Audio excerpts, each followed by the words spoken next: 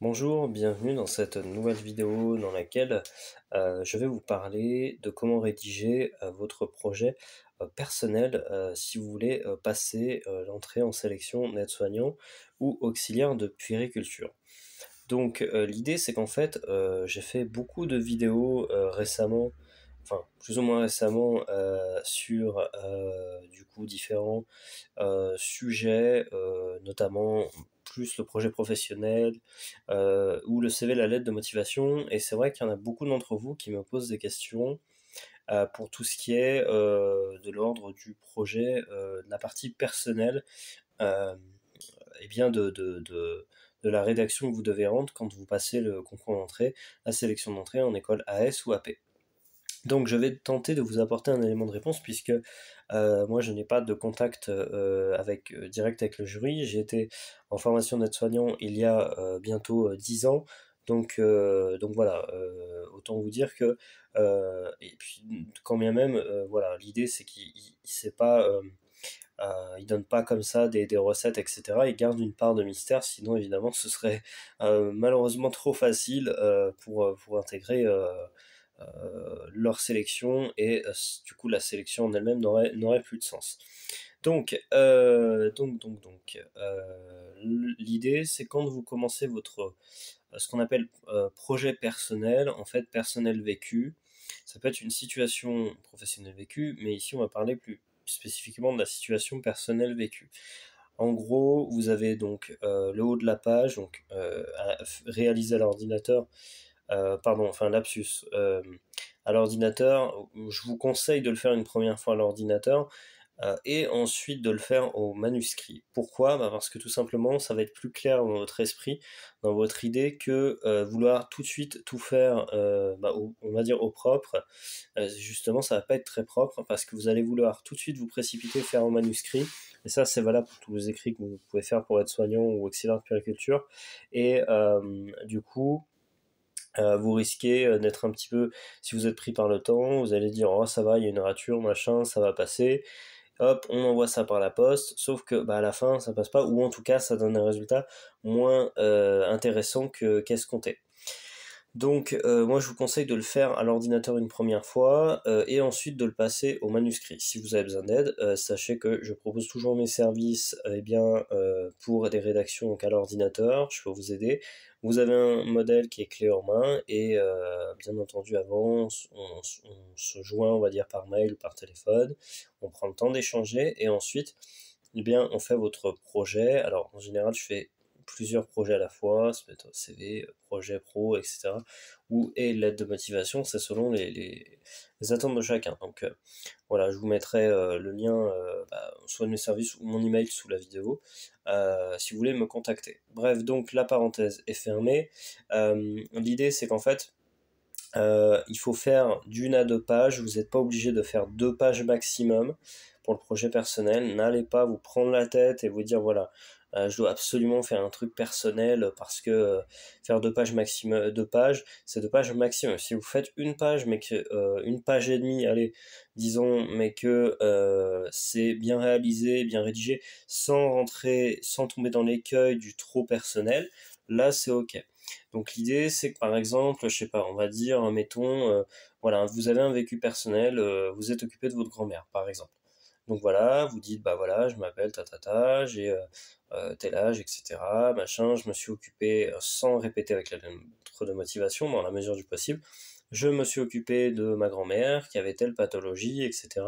Et là, vous déroulez toujours en faisant des liens avec la situation aide-soignant ou auxiliaire de puériculture. Bien entendu, là, je suis plus axé sur les aides-soignants, mais il faut à vous de l'adapter aussi si vous voulez le faire pour auxiliaire de puériculture. Et là, petit à petit, vous allez dérouler le fil de votre pensée, toujours en gardant un fil conducteur avec votre future formation, aide-soignant ou auxiliaire de puériculture. Si c'est auxiliaire de puériculture, eh bien ça va être idéalement une situation, un enfant dont vous êtes occupé, ça peut être, alors ils aiment pas trop, mais voilà, si c'est par exemple vos enfants, etc. Mais ce qu'ils veulent pas, notamment pour les sujets auxiliaires de périculture, c'est tout ce qui est associé tout ce qui est accouchement et allaitement. Ça, c'est des sujets qui ont été vus maintes et maintes fois et ils aiment pas trop, donc il faut mieux écarter ces sujets-là si vous voulez faire une thèse, on va dire, correcte, euh, projet, situation vécue, correcte pour auxiliaire de périculture.